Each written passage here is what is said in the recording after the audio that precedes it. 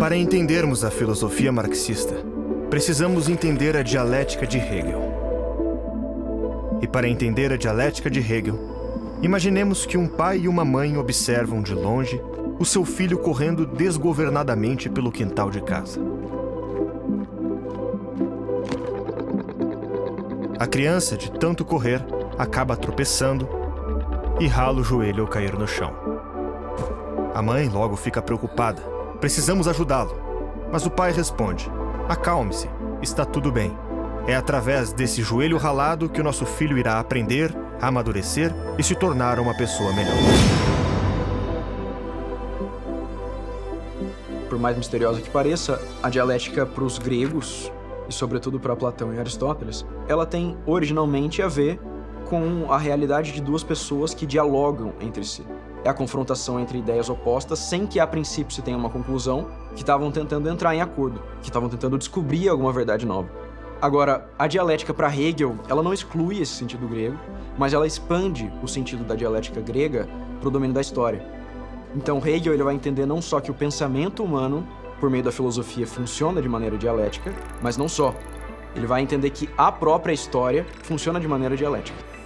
Ou seja, que tudo aquilo que acontece na história não é uma simples linha de acontecimentos que decorre sem qualquer tipo de sentido, mas que são acontecimentos que se confrontam uns aos outros e caminham em direção a uma síntese superior deles mesmos.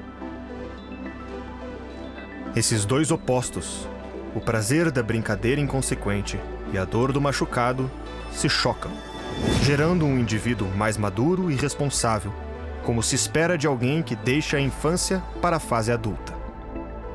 Para Hegel, é assim que toda a realidade caminha em direção ao progresso.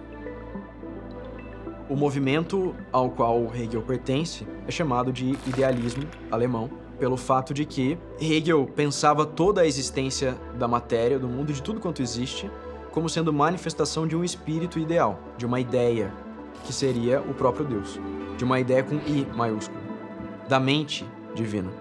Existe o Deus absoluto e primordial antes da criação do mundo, e por fim, existe a história, que é a manifestação concreta de Deus na Terra. A história é uma parte de Deus. E daí surge toda a dialética da história do Hegel.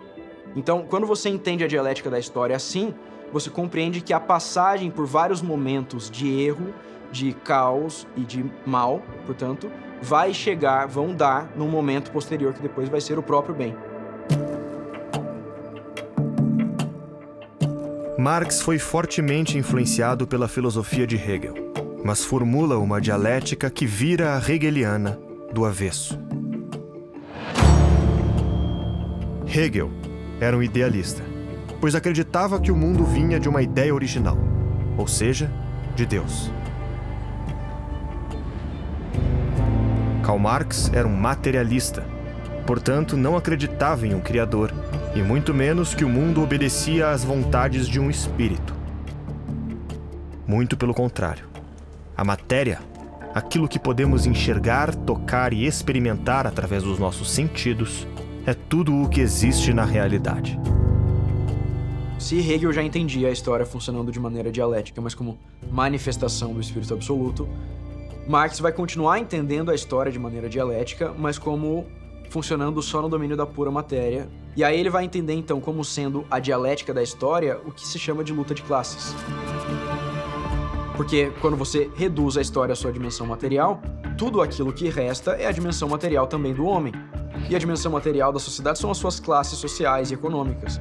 Então, o motor da história deixa de ser o motor do espírito que se manifesta a si mesmo ao longo do tempo e passa a ser a luta de classes que vai fazendo com que a história se movimente desde o seu princípio até o seu final, a fim de que um dia essa dialética acabe. Para Hegel, a dialética acabaria. Para Hegel, o espírito absoluto, como é ele que se manifesta na história, ele dirige a história para um determinado fim, ao qual ela vai chegar inevitavelmente. Como no caso de Marx não há espírito, o final da história seria o momento em que a dialética também acabasse, porque ela chegou no seu estado de perfeição, que seria a ausência completa de classes na sociedade. Seria, portanto, o Estado comunista. E veja que esse fim da história não é determinista. Como para Marx não existe esse espírito absoluto, então a história vai funcionar de acordo com a vontade humana, de acordo com o rumo que os seres humanos derem para a história. Um dos rumos possíveis é a revolução final, que levaria ao Estado comunista, que seria o último estágio da história, onde a luta de classes acabaria. Mas ela só vai acontecer, ela vai acontecer desde que os operários estejam a fim de fazer isso e consigam fazer isso com os meios que eles têm. Não há um espírito absoluto controlando a história, há o homem controlando a história e o homem é livre e ele pode fazer o que ele quiser. Se eles não estiverem a fim de fazer isso, se eles quiserem fazer outra coisa que nada tem a ver com isso, o Estado comunista não vai acontecer, simplesmente. Ele pode, assim como não pode acontecer.